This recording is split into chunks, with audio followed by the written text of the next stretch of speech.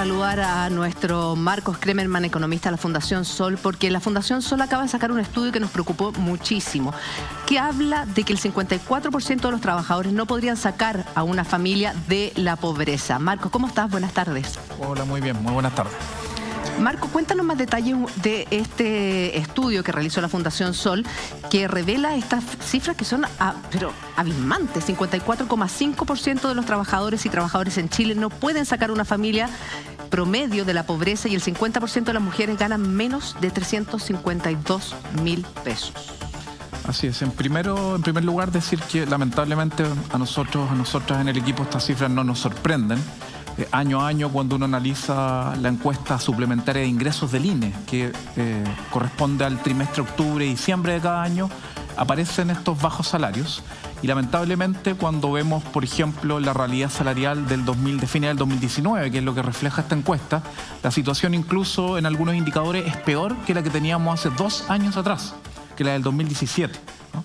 Entonces, cuando hemos analizado y discutido sobre el contexto del retiro del 10% de los fondos de las AFP, de que los bonos no llegan o no llegan, de que solo algunas familias necesitan apoyo o no, uno ve que la precariedad, los bajos salarios está extendido en muchos y muchos hogares en Chile, y esa es la principal conclusión. Y lo más grave, como bien tú dices, es que cuando analizamos los salarios en términos generales, casi el 55% de las personas que aparecen como ocupadas en la encuesta no tiene un salario que supere una línea de la pobreza para un hogar promedio de 4 personas. Es gravísima. No podrían, con su salario, trabajando la mayoría de ellos tiempo completo, poder sacar a su familia de algo tan básico como la pobreza. O sea, los sueldos que se pagan en Chile no son para vivir en Chile. Exactamente. No se puede vivir en nuestro país con nuestro sueldo. Entiendo que estás acompañado, Marco, de la pizarra, que nos va a permitir graficarle a la gente en la casa este drama, que viene acompañado de un dato que, dentro de todo lo que ustedes aportan, es bien demoledor. Mira, el 82% de los mayores de 18 años tiene deudas en nuestro país. Entonces ni siquiera se trata de si ganas mucho o poco, simplemente estás endeudado y tu sueldo se te va en pagar deuda. Así es, ¿no? Y justamente la pregunta es ¿por qué hay tanto endeudamiento? Grafícalo en la pizarra, usa la pizarra si quieres, Marco. Siéntete libre, por favor, de usar la pizarra, tranquilo.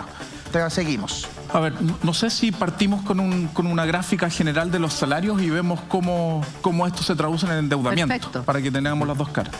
Primero, es muy importante hacer la distinción entre los sueldos promedio y el sueldo mediano, porque eso hace que miremos un país totalmente distinto a otro. Claro. Entonces, ¿qué pasa con los sueldos promedios en Chile?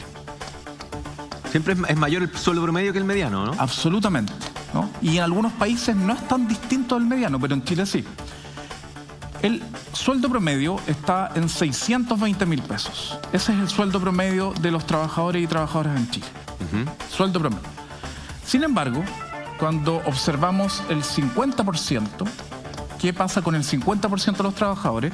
Este valor es 401.000 pesos.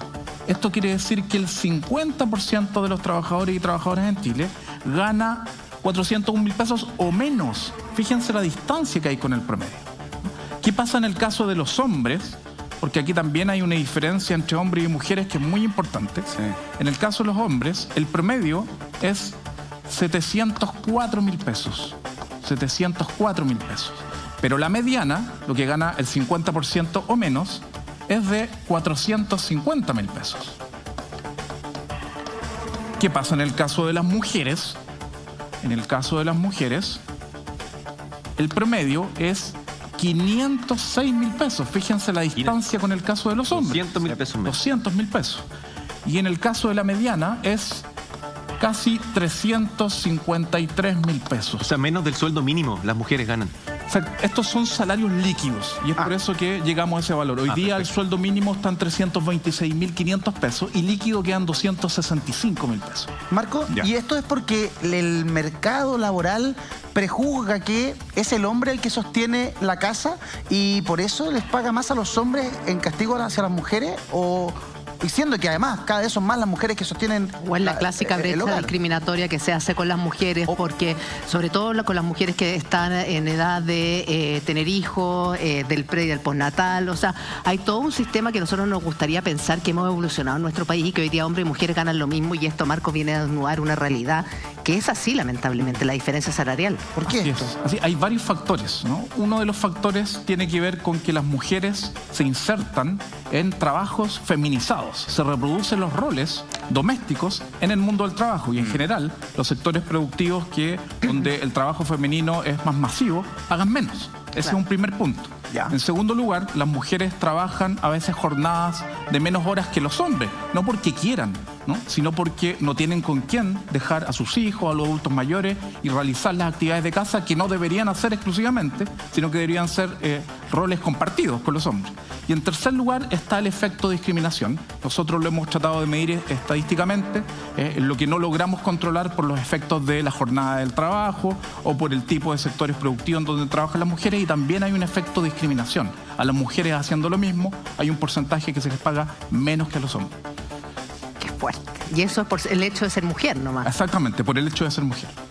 Ahora, esto, ¿cómo se ha comportado en el tiempo, Marco? ¿Esta curva va ascendiendo, esta brecha de diferencia, o tiende a cambiar? ¿Estamos mejorando como sociedad o vamos de mal en peor? A ver, lamentablemente esta brecha sí tuvo una pequeña reducción hace algunos años atrás, pero últimamente se ha estabilizado, incluso ha aumentado levemente entre hombres y mujeres. Primer punto. Ya. Y en segundo punto, estos valores generales que allí aparecen, como les decía, por ejemplo, la mediana salarial, que hoy día es 401.000 pesos, hace 2 años, comparándolo en precios de hoy, era 422.000 pesos. ¿No? En 2017 era 422.000 pesos y hoy día es de 401.000 pesos. Estamos ganando menos plata y la vida está más cara. Exacto, y ojo, aquí no estamos midiendo el efecto pandemia, porque esto es del trimestre octubre-diciembre del 2019 y se mide solo parcialmente el efecto estallido social. Entonces, imagínense cuando tengamos los datos de octubre-diciembre del 2020. ¿Cómo se obtienen esos datos, Marco? Estos datos, ¿no?, los publica el INE, que es la encuesta suplementaria de ingresos que cada año, ¿cierto?, se toman en octubre y diciembre. Lo que hace la Fundación en este caso es pedir o bajar la base de datos para poder hacer nuestros propios cruces. La base de datos que está disponible para los investigadores e investigadoras. ¿No? Esto lo que hace es una encuesta de hogares, se le pregunta a los hogares una serie de preguntas, todos los meses se le preguntan si tiene empleo, cuánto trabaja, para caracterizar la situación laboral, y una vez al año se le pregunta cuánto ganan. Cuánto gana por su ocupación principal, por su ocupación secundaria, y de esa manera podemos estimar valores promedios y medianos, entre otras cosas. Ahora, Marco, ahí está la cámara 2, la tuya. Si a los chilenos, a la mayoría de chilenos no le alcanza el sueldo para vivir, tienen que necesariamente endeudarse. Entonces la pregunta es, ¿cuánto de ese sueldo finalmente se va a pagar deuda, o finalmente es una bicicleta en donde cada mes existe una nueva deuda para subsistir en Chile? Bueno, eso es muy importante, porque la gran pregunta es cómo la economía chilena, salvo este último periodo, siempre ha generado crecimiento, la demanda interna siempre se activa con este tipo de salarios. ¿Cómo compran las personas los bienes y servicios para llegar a fin de mes? Entonces, ¿cuál es la contracara de esta situación? La deuda, que era lo que se preguntaba anteriormente. ¿Cuál es la situación de la deuda hoy día en Chile? Tenemos aproximadamente 11.500.000 personas endeudadas en Chile, mayores de 18 años. O sea, casi toda la sociedad. Toda la población. Esto equivale, ¿cierto?, como ustedes decían, a el 82% de las personas mayores de 18 años están endeudadas. Aquí hay de todo, ¿no? Está la deuda, entre comillas, que podría ser positiva, entre comillas, que es la deuda patrimonial. Vale decir, yo me endeudo para estar mejor en el futuro. Por ejemplo, un crédito hipotecario, un crédito automotriz y en algunos pocos casos un crédito estudiantil. Claro. Pero también ha ido ganando espacio en el último tiempo la deuda para alimentarse, la deuda para pagar salud, educación, para vestirse, para pagar cuentas básicas y para pagar deuda, como decían, para hacer bicicleta, deuda para pagar deuda. Acá, que es lo más grave, de este grupo, con datos hasta junio de este año, que son la última encuesta disponible, el registro administrativo, más bien decir, este es dato preciso, de DICOM Equifax, que publica la Universidad de San Sebastián, lo que teníamos eran casi 5 millones de deudores, pero no deudores a secas, sino de deudores morosos. De estos 11.500.000 personas, 5 millones no pueden pagar las deudas que han contraído. Morosos. Y fíjense lo que pasó 2 meses después. Por efecto del primer retiro, ¿cierto? Del retiro de las AFP, el 10%. Lo que sucedió es que la morosidad bajó entre agosto y septiembre a 4.600.000, o sea, 400.000 personas ocuparon su retiro para ponerse al día con las deudas, para que veamos la precariedad de los hogares en Chile.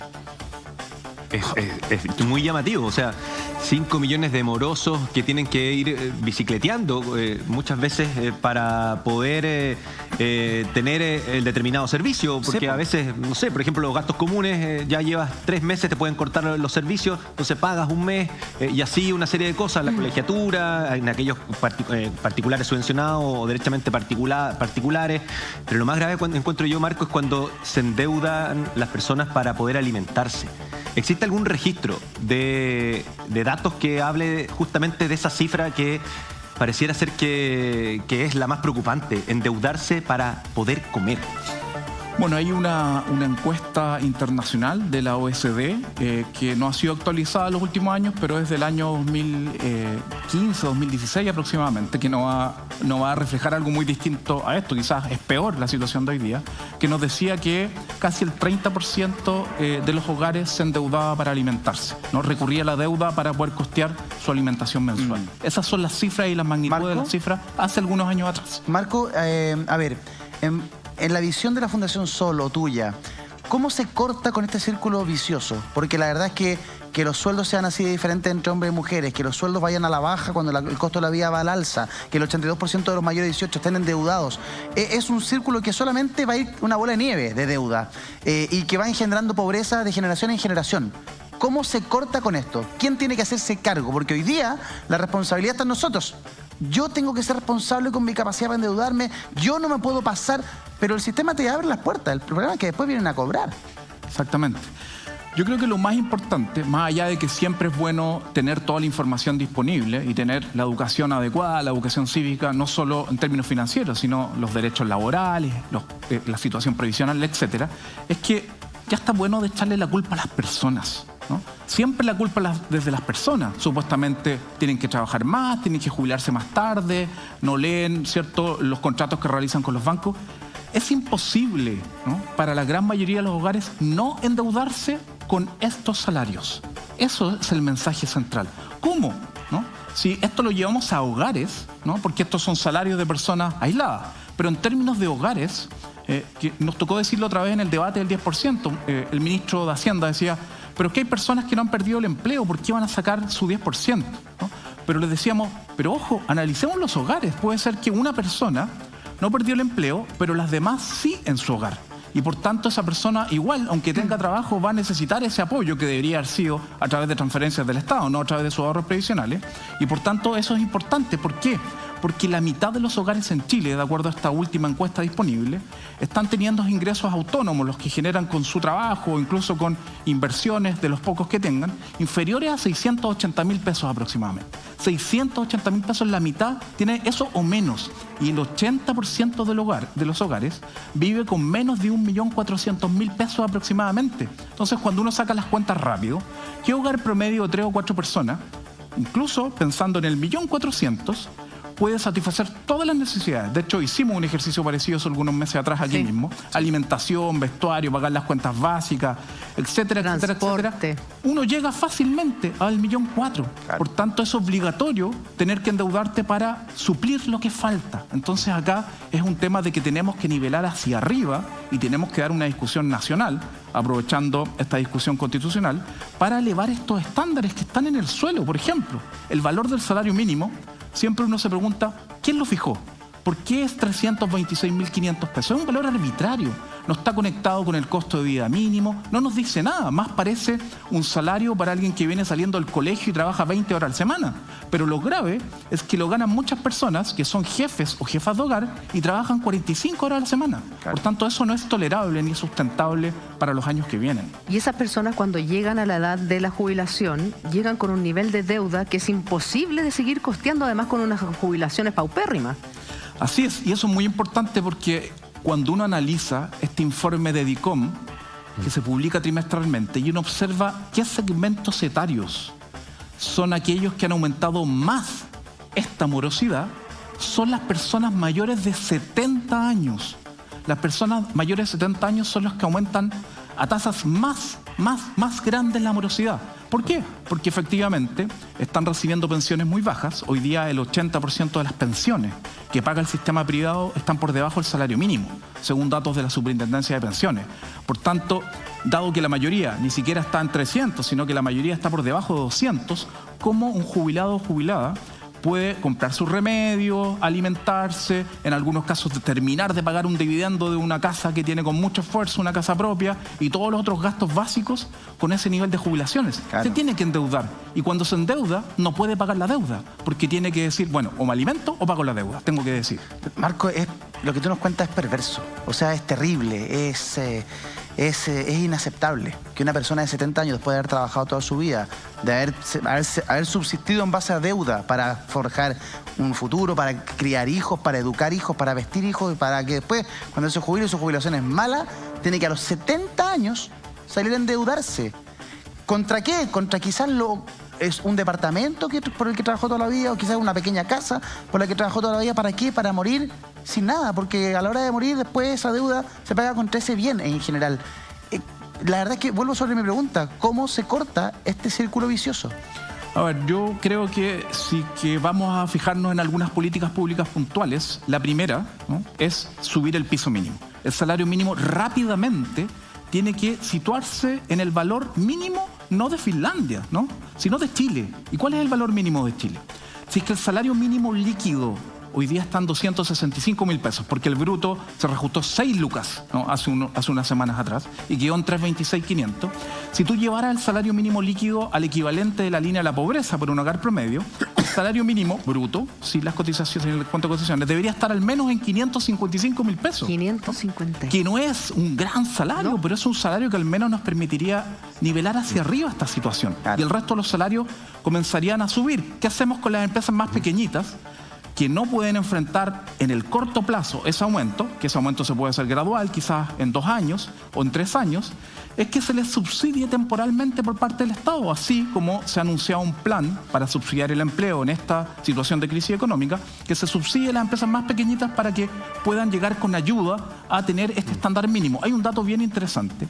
Hay un país que es muy similar a Chile. ¿Cuál? Tiene prácticamente el mismo PIB per cápita en dólares comparables. Es Croacia. Croacia. ¿No? Ya. Uruguay también tiene un PIB parecido. En Croacia el salario mínimo es 73% superior al de Chile.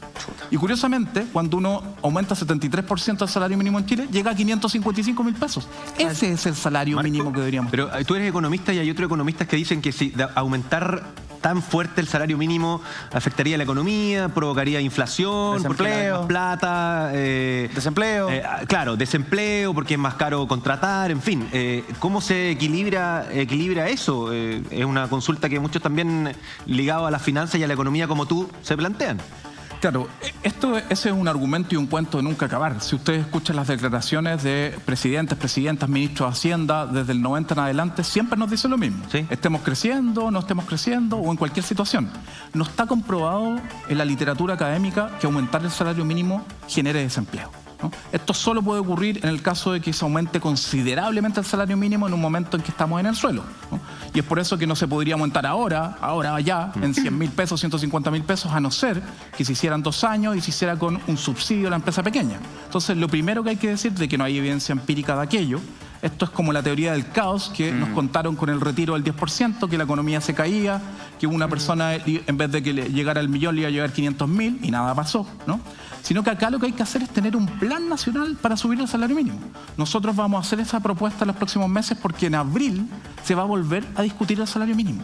Y es importante no tener esta mirada de corto plazo, sino de largo plazo, donde se ayuda a la empresa más pequeñita con subsidios temporales, pero que no sigamos en el subsuelo con nuestros salarios mínimos. No es correcto que bajo cualquier condición aumentar el salario mínimo genere desempleo o genere inflación en la economía. Marcos, tú hablabas ya del primer retiro del 10%. Hoy día se comenzó a discutir en el Senado el segundo retiro del 10%. Y la pregunta que se hacen muchos es, si finalmente es una realidad este segundo retiro, ¿en cuánto bajaría mi pensión? Todas las dudas que usted tiene puede escribirla a nuestro Twitter y se la vamos a estar preguntando a Marcos, pero a la vuelta a esta pausa comercial.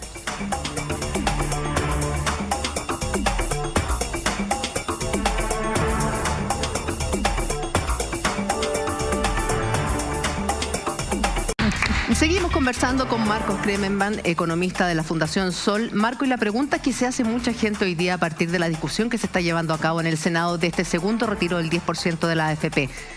¿Cuánto me bajaría si yo ya retiré mi 10% la vez pasada, si esto se hace efectivo, se hace una realidad y retiro un segundo 10%? Claro, lo primero que hay que decir es que en esta discusión es importante mostrar ese efecto, porque esto no es gratis, ¿no? Efectivamente, si uno tiene menos dinero en su cuenta individual, la pensión, si es que todo se mantiene igual, va a bajar. Pero lo otro que hay que decir es que incluso el propio presidente ha dicho que esto no puede llevarse a cabo porque las pensiones serían muy bajas, como si no lo fueran hoy día. Entonces hay que aclarar los dos temas. Y algo que es importante mencionar es que nadie puede celebrar los retiros de fondos previsionales. Esto ocurre, para nosotros es una mala medida, pero ocurre porque los hogares están desesperados y el gobierno no ha ido en ayuda de manera masiva, no ha ido con ayuda a tiempo y no ha sido suficiente su ayuda en términos de montos. Entonces, a partir de eso, es imposible o no es correcto éticamente que alguien se oponga a este debate. Porque si hubiese una alternativa, ahí sí competiría, por ejemplo, con el 10% y sería adecuado poder decir que no se haga el 10%, no se legisle por el 10%. Entonces eso es importante decirlo. Nadie puede celebrar que la crisis la terminen pagando los trabajadores y trabajadoras, que si sumamos los dos retiros, si este segundo retiro llegase a ser ley, estamos hablando de 35.000 millones de dólares que estarían colocando los trabajadores y trabajadoras. Y ni siquiera estamos metiéndonos con el seguro de cesantía, que ahí hay aportes adicionales. Y el Estado no ha aportado más de 5.000 millones de dólares directos a los hogares. Estamos hablando de 7 veces más de recursos que aportan los trabajadores. O sea, esta pandemia la han pagado los trabajadores. Absolutamente, absolutamente. ¿Qué pasa con el efecto en las pensiones, ¿no? Hoy día, y vamos a poner de ejemplo este monto de pensión, que es muy representativo, hoy día el 50% de las pensiones de vejez que pagan las AFP y las compañías de seguro son menores a 150.000 pesos. Ese es el valor mediano de las pensiones en Chile. La autofinanciada, sin el subsidio del Estado. De hecho, esta es la que baja o sube, ¿no? Porque el Estado después la puede complementar. Si baja mucho, el Estado va a tener que poner un poco más de plata. Entonces, con el primer retiro, el efecto del primer retiro, vamos a colocar acá, perdón, algo pasó. Ahí. El efecto del primer retiro significó aproximadamente una disminución en las pensiones, dependiendo de la edad de la persona que retira, porque de eso depende cuánto interés pueda ganar en lo que le queda de tiempo por cotizar, aproximadamente entre un 4 y un 10%. Ese fue el efecto del primer retiro en las pensiones de las personas. Eso significa, si nos ponemos en el peor escenario de un 10%, que esta pensión, con el primer retiro, bajaba a cerca de 135.000 pesos. Entonces, muchas personas decían, a ver, lo que está pasando es que la pensión miserable se va a transformar en una pensión muy miserable. Y disponer de ese millón de pesos, de los 2 millones, dependiendo del saldo que tenga, es mucho más beneficioso ahora que tengo una urgencia, claro, versus enfrentar una caída en 15.000 pesos de la pensión. Si es que el sistema se mantiene así en 10 años más, 20 años más, que es imposible, el sistema va a tener que cambiar sí o sí. Entonces, probablemente ni siquiera se dé esta caída en la pensión. Con el segundo retiro, va a pasar algo similar, ¿no? Lo que se estima es que nuevamente, dependiendo de la edad de las personas, va a haber una reducción en el monto de la pensión que podría ser entre 5 y 9% aproximadamente.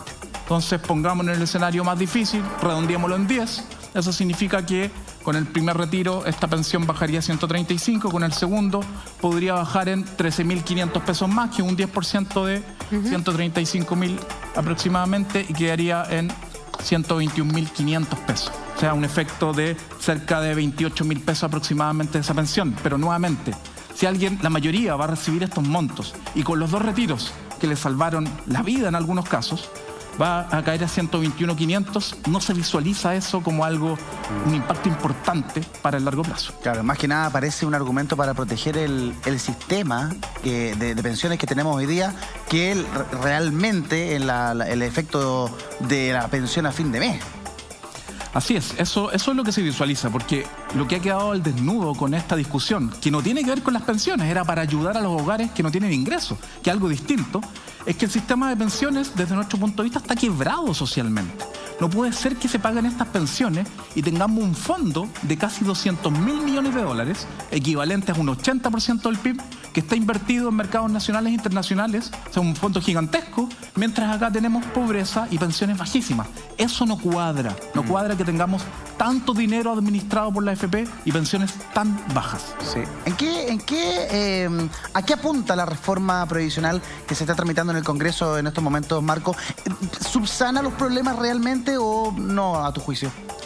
A ver, en términos bien generales, el gobierno tuvo que hacer un cambio brusco en su reforma de pensiones, la que presentó hace 2 años atrás. Justamente en estos momentos se cumplen 2 años de tramitación.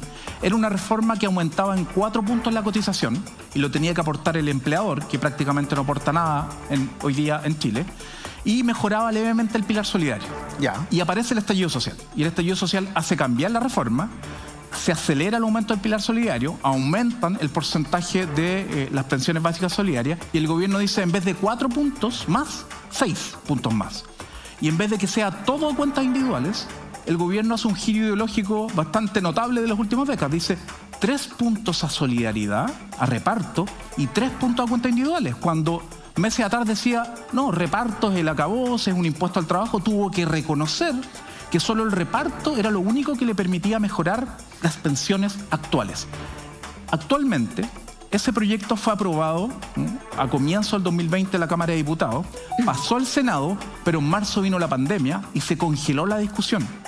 Y por tanto, hoy día el gobierno supuestamente iba a revisar una propuesta de senadores de la oposición, el senador Letelier y Goich, que decían que los 6 puntos adicionales fueran a reparto porque demostraban a través de sus asesores que mejoraban mucho más las pensiones que la propuesta del gobierno, lo cual es correcto. Fue una propuesta evaluada por la DIPRES, la Dirección de Presupuestos, pero el gobierno después de casi 3 meses aún no le contesta a esa propuesta de la oposición. Y es por eso que está entrampada y no hay negociación hasta el día de hoy. Es una buena camisa de 11 varas la que tenemos como sistema de pensión. Me da la sensación de que el retiro del segundo 10% es algo bien inminente. Y hoy día, de alguna manera lo deslizó la diputada Pamela Giles, que ya se está pensando en un tercer retiro.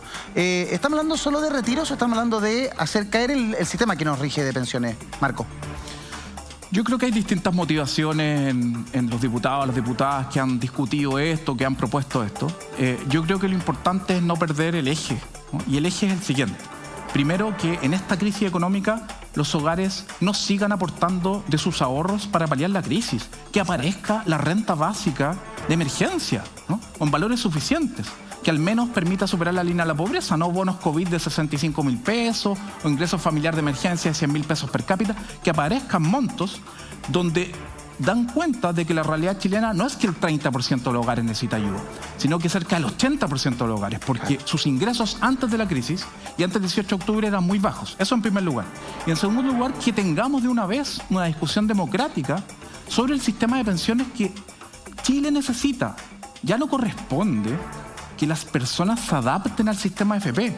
Un país serio lo que hace es construir un sistema de pensiones considerando la realidad sociolaboral y económica de sus habitantes. De esa manera se construye un sistema. Marco, pero ¿puede haber una reforma a las pensiones retirando el 10% constantemente? Ad infinito, yo creo que obviamente esto no es ilimitado. Por 2 razones, porque en el fondo, aunque venga un tercer retiro, o no lo sé, independientemente que exista un tercer retiro, igual el fondo que se administra es gigantesco, ¿no? Pero no puede esperar más el cambio del sistema de pensiones. Ya, o sea, la pega es de los parlamentarios y del gobierno, de acelerar y de llegar a un acuerdo. Absolutamente. O sea, políticamente aquí hay 2 fracasos. El fracaso de que los trabajadores pagaran la crisis con sus ahorros previsionales y el fracaso de que no tengamos un nuevo sistema de pensiones a esta altura cuando tenemos estas bajas pensiones. Por tanto, urge, ¿no? Y no podemos esperar 2 o 3 años de discusión constitucional, que es muy importante, muy sana, redefinir las reglas del juego y las relaciones de poder a la sociedad para hacer un cambio al sistema de pensiones. Aunque constitucionalmente existan hoy día algunas trabas para hacer un cambio profundo y democrático, se puede avanzar con algunas cosas más contundentes.